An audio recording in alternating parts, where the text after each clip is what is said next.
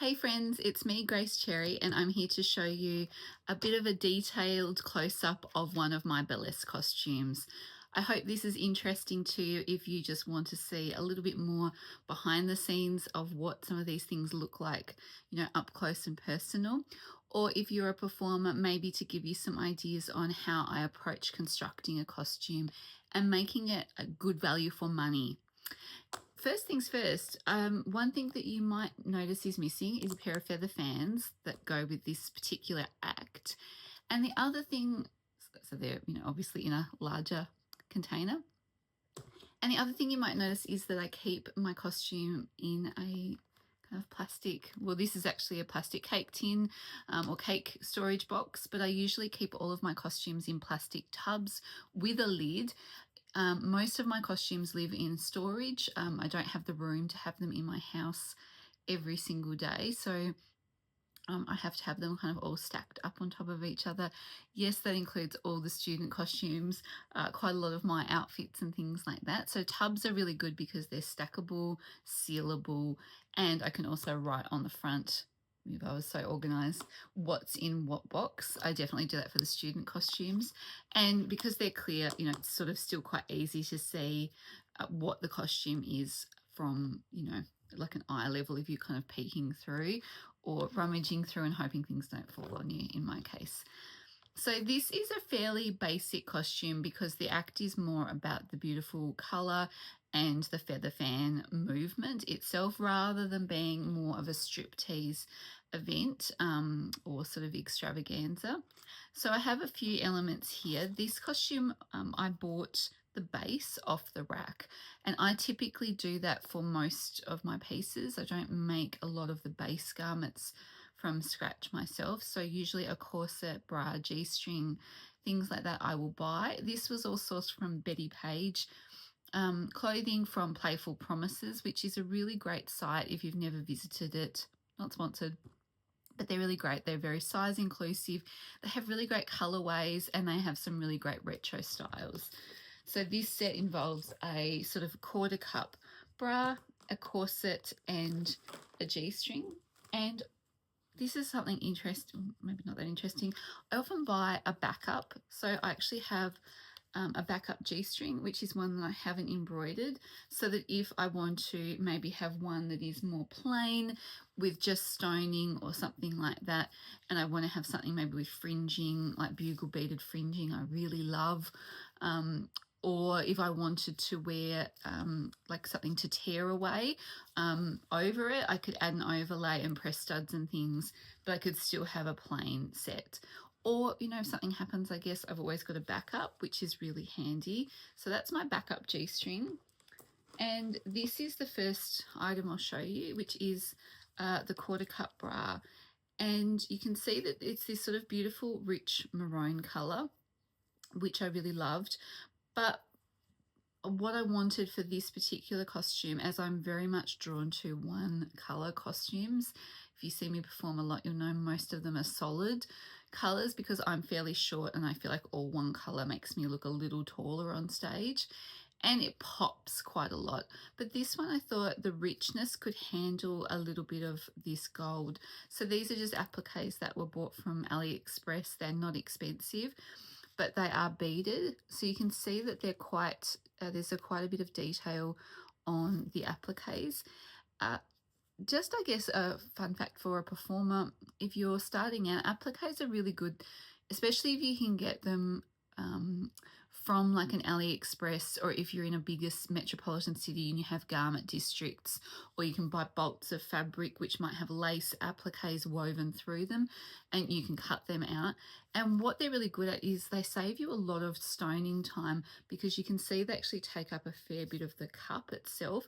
So I can sew these on rather than having to necessarily do all rhinestoning, so it's actually a really good time saver, as well as giving some texture, which I think is really nice in a costume, and just giving some interest.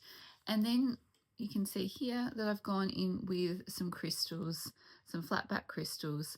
I've done a little bit of gold just to kind of go around the applique and the edges there, to tie it in a little bit, and then I've got my dark cyan red crystals here. I use a mixture of Swarovski or a Preciosa, which are the really good quality flatbacks, mixed in with, yes, some AliExpress kind of basic ones, because it's really honestly not affordable for me.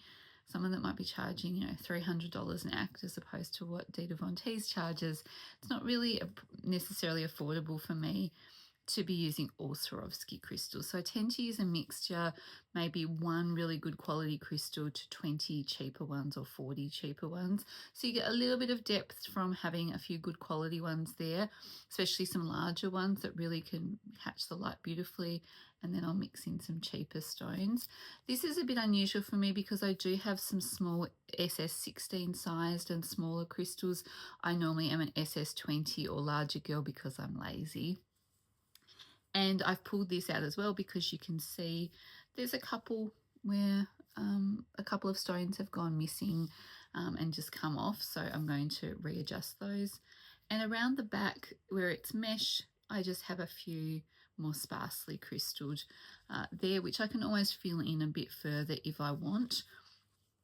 Similarly, you know, I can always add a little bit more in there, but I tend to, especially when I'm newer into a costume, I've only had this for 12 months, I'll often leave that blank because I might want to cut the middle and put a hook closure there, like a bikini clasp, so that it can be undone at the front. So that's just fun information for you. So that's the quarter cut bra, and it sits quite low on the chest. So Betty Page did also have beautiful pasties, and these can sit on there. And what I think is really great about these ones is they have a little hook on them so that if you wanted to attach a tassel at some point, you could. I didn't want to for this particular act, but I absolutely could in the future. Or again, I think with costumes, it's really great to have versatility so that you're not necessarily stuck to, I can only wear this costume for one act. So probably I will end up doing another act with some of this costume or some of these pieces, and I might decide that I want tassels and things like that. So it's really good to have them versatile, and they sit really nicely in this little box. The corset is really quite pretty. At the moment, it's got a front hook and eye closure to it. But again, if I was using this for more of a striptease reveal costume, I might end up adding a side zip or a front zip to the costume at some point. For me, it's always easy to remove. I'm pretty uncoordinated, to be honest. And I tried to pick up the embellishments of the bra in the corset. So if you can see here, I've got the same sort of appliques, and yes, you can see this is why I've also pulled this out before my show so I can add a few more stones where these have come loose. And the appliques are really good, as this corset actually had a little bit of mesh and quite a sheer panel, which I didn't want to completely lose, but I didn't want to just have panels of stones. And you can really see on the corset, as it's a lot larger, where I've used a mixture of a really dark cyan red and a maroon kind of crystal, and I've used a mixture of quality so that it really catches the light beautifully. And I had a lot of red crystals because I have a few red costumes, so it was a great way of just incorporating some things that I already had. And this is the other front panel. So again, I was able to bring that kind of gold leaf pattern in, but a lot more red detailing there, a little bit of gold to pepper around the applique, which I think is really, really nice and special. And this is, you know, this is the inside. And then if I go to the back here, I've just got a few sporadic crystals just around the lacing, just to keep it kind of consistent and cohesive as a look. So this is one where I've just lost a couple of stones around the front that I need to replace. So that's will be one of my jobs today. And lucky last, I have the G-string, which is a really nice style if you're looking. I think they do this set in black colorways as well, because it's really high-waisted. It's quite classic. It's a little sheer, so again, that was another reason why I bought a second set, depending on where I'm performing. If I'm performing somewhere that's a little outdoors or more family-friendly event, sometimes for fan dancing you might get booked for things where the audience might be a little more varied. So I've got another set I can always layer underneath so it's not a see-through, which is really helpful. And I just picked up the gold to kind of complement some of the paneling in the pants around there. So they're mainly red. So really what I was also looking at when I was making this is, can I make it so that the bra and knickers on their own without the corset? So I could add a gold corset with red accents. I could change up the colorway a little bit. I could add a red skirt, or that maroony kind of red skirt. I could add some gold, more gold to it if I really wanted to. So there's a few options there, and I think when you're starting out, it's really tempting to just see a costume for an act, but actually if you want to make something versatile for you as a performer, you really need to be able to wear your costume in a few ways. So whether it's you've got a pair of feather fans or a boa that you know, look, I can whip out a performance to Harlem Nocturne, and I could do it in blue, I could do it in red to make it fit someone that wants a bit of a Christmassy vibe. I don't think that's losing your artistry as a performer. I think that's just being a little smart and making sure that you've got some flexibility in your burlesque kind of costume wardrobe, so to speak, so that your money can go further. And for example, this act I use for a fairly traditional feather fan dance. It's all about the feathers. But I might, because I really like this colorway and this color set, you know, I might add some more gold, a more golden corset, overbust corset to it, and a golden skirt, and I could have the maroon underneath, and that would be a really nice reveal from one color tone to another. Or I could simply add a more maroon coloured dress or a robe or a skirt, and I could make another act and still use the base that I use for my fan dance. So again, it just makes things go a little further. One other thing I thought I would share with you is this is just a headpiece which I don't really like. It doesn't really go with the aesthetic of the act, and I bought a couple of different ones from just like an online website. And similarly, I bought these earrings which are just too large, and you can see they sort of drag my face down a little bit.